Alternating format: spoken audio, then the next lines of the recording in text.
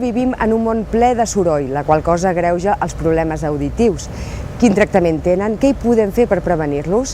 Sanitas ens ha proporcionat la possibilitat de consultar-ho al doctor otorrinolaringòleg Francesc Casamitjana.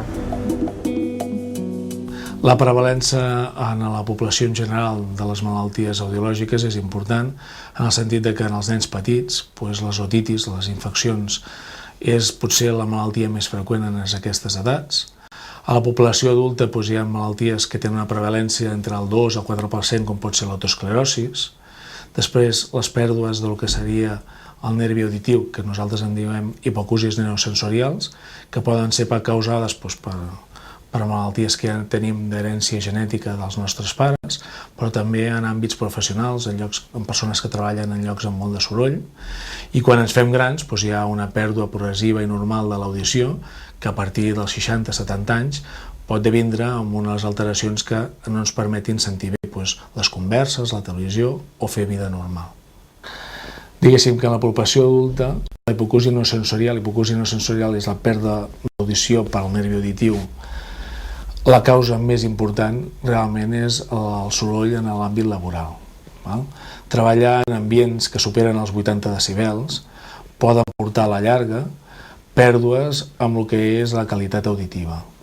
Moltes vegades no tant amb que no sentis, sinó que no entenguis allò que tu sents. D'acord? Cada vegada això ho podem veure menys perquè les fàbriques, les empreses de riscos laborals tenen la prevenció de donar les proteccions acústiques als treballadors, portar els cascos, etc. Però encara és sovint que tu pots veure per Barcelona gent que treballa amb el martell pneumàtic i que no et porta cap tipus de protecció auditiva. Quan aquests ambients sorollosos provoquen pèrdues en el nervi auditiu, tenim que això ja no podem recuperar-ho de cap manera. Per tant, el més important en aquests casos és la prevenció. Quan nosaltres detectem això, l'únic que podem és informar l'empresa i dir que d'ara en endavant que aquesta persona faci tots aquests aspectes de prevenció laboral que són els adients. Un altre tema seria el soroll amb el que és l'ambient de carrer o el que seria en festes o en locals, que això potser a vegades no pot perjudicar tant el que és el nervi auditiu, però sí que pot alterar el que són aspectes de descans, que també són importants, o aspectes psicològics. Diguéssim que quan tu tens una sordera, una hipacúsia, pot estar produïda per dues causes, bàsicament. O sigui, les que alteren l'orella mitjana, que és on hi ha el timpà i la cadena d'ossets, i aquestes alteracions normalment nosaltres les podem solucionar quirúrgicament i els tractaments realment són bons i són fiables, com pot ser l'estapedectomia, i després hipacúsies que el que afecten és el nervi auditiu, hipacúsies neurosensorials. Aquestes fins ara, quan les tenies, l'únic procediment que havien eren els audífons, d'acord? Ja fos en nens recient nascuts o fos en persones molt grans. Els audífons han evolucionat i han evolucionat positivament perquè s'han digitalitzat, que a vegades tenen tamanys més petits, transmeten millor el so, amb més bandes, amb més qualitat, donant menys xiulets, però això té un límit. Quan nosaltres arribem a aquest límit dels audífons, fins fa 10-15 anys no teníem res a fer.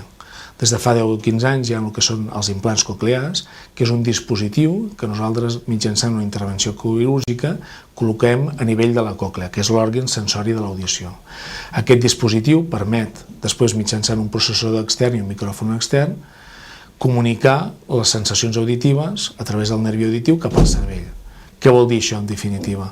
Que les persones poden tornar a sentir de forma un pèl diferent de la que sentiríem amb audífons, però que els hi permeten una òptima comunicació i que en el cas dels nens petits els hi permeten aprendre el llenguatge, poder parlar i desenvolupar una activitat escolar que en alguns casos, si són diagnosticats a temps, quasi estiguin pròxims a la normalitat. No és només possible, sinó que és molt important. De fet, sabem que en un de cada 1.000, de cada 2.000 naixements, un nen tindrà problemes auditius importants. Problemes auditius que li portaran que, si no són solucionats a temps, tingui deficiències en el llenguatge i en l'aprenentatge. Això avui hi ha els mètodes per poder-ho detectar. De fet, normalment en clíniques privades o bé hi ha altres punts d'Espanya on això ja s'ha instaurat de forma institucional. Quan un nen neix, sempre en els primers dies després del néixer, li fem una prova que es diuen autoemissions. Això és una prova molt curta, que dura 1 o 2 minuts, i que permet veure si la còclea, que és l'òrgan auditori, funciona o no funciona.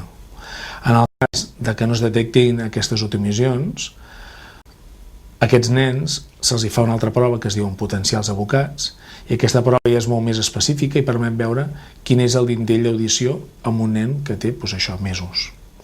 I en el cas que no apareguin aquestes ones que es detecten als potencials evocats, pensarem que aquest nen pot tindre una deficiència auditiva important i ja acabarem de fer l'estudi.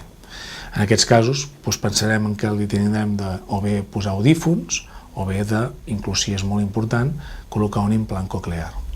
Un professor d'universitat meu deia que l'únic que pots tocar-te l'orella és amb el colze. Això no és així, però sí que se'n fa un abús de l'ús de bastonets, de neteja, del que seria el conducte auditiu o a vegades d'altres productes.